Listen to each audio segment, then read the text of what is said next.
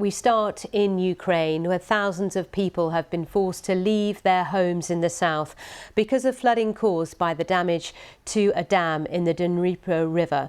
President Zelensky said 80 towns and villages may be flooded after this attack, which he blames on Russia. Water is surging down the river, is said to be posing a catastrophic flooding risk to the city of Kherson. Russia has denied destroying the dam, which is in territory under its control, instead blaming Ukrainian shelling.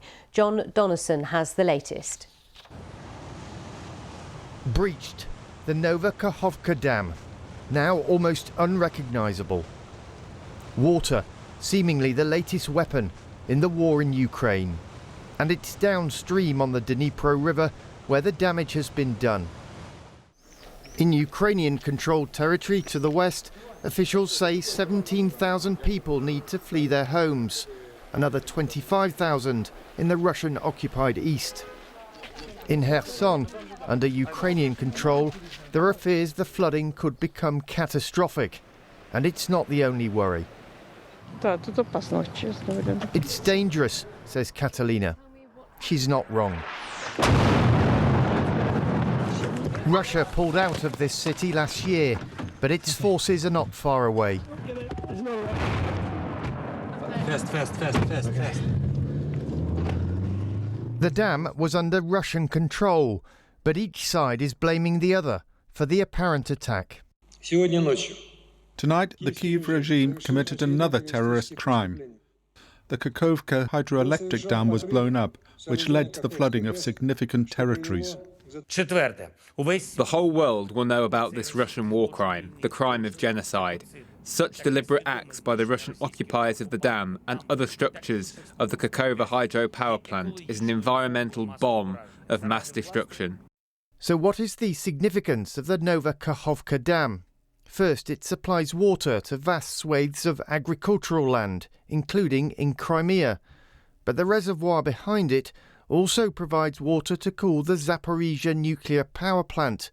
Both areas are under Russian control.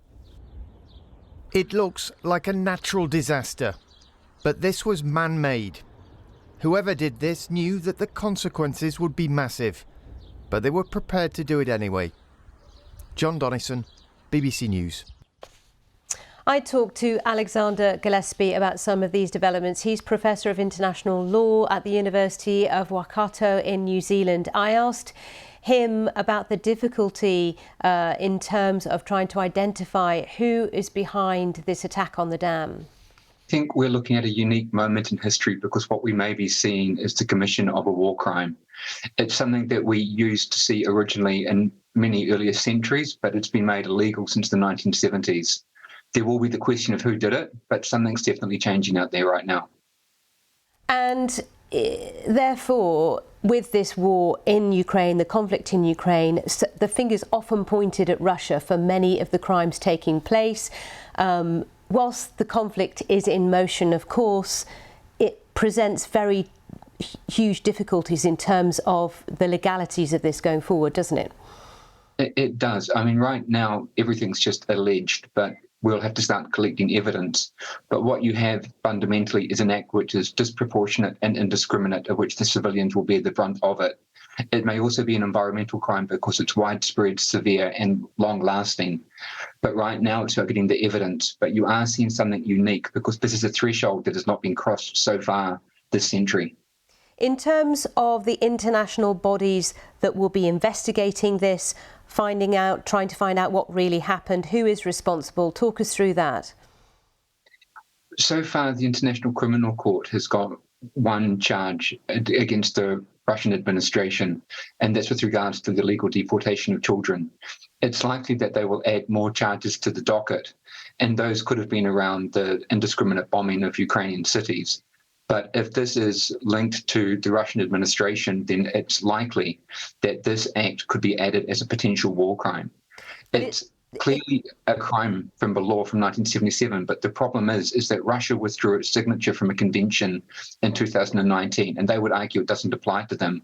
But many would suggest otherwise, that it's now customary not to do such kind of disproportionate and indiscriminate warfare.